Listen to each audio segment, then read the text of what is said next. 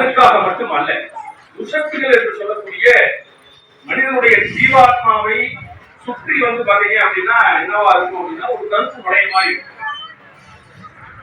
அது என்ன அப்படின்னா நம்மளுடைய கோபம், பொறாமை, ஆசை, குரோதம், லோபம், மதம், ஆச்சரியம் அப்படின்னு காம, குரோத, லோப, மத, ஆச்சரியம். 5 விதமான குணங்களும் என்ன பண்ணும் அப்படின்னா அந்த ஜீவாத்மாவை சுத்திட்டு அது என்ன பண்ணும்னா பரமாத்மாவோடு சேர்வதற்கான அந்த ஞானத்தை பாத்தீங்கன்னா அவளை சீக்கிரம் கொடுங்க. இந்த 5ஐயும் யார் ஒருவர் பாத்தீங்கன்னா விளக்குறார்களோ அவங்களுக்கு தான் பரமாத்மாவோடு சேர்வதற்கான பாக்கியம் கிடைக்கும்.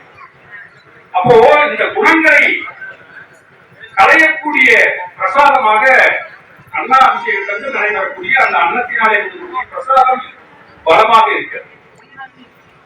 உள்ள இருக்கக்கூடிய காம, குரோத, லோப, மதம், ஆச்சரியம் என்று சொல்லக்கூடிய 5 விதமான உட்புறங்களானது நம்மை விட்டு வெளியேறுவதற்கான வாய்ப்புகள் இந்த அண்ணாபிஷேகத்திலிருந்து கிடைக்கக்கூடிய பிரசாதத்திலே. இது ஒரு அண்ணாபிஷேகத்துடைய மிகச் சிறப்பான விஷயம்.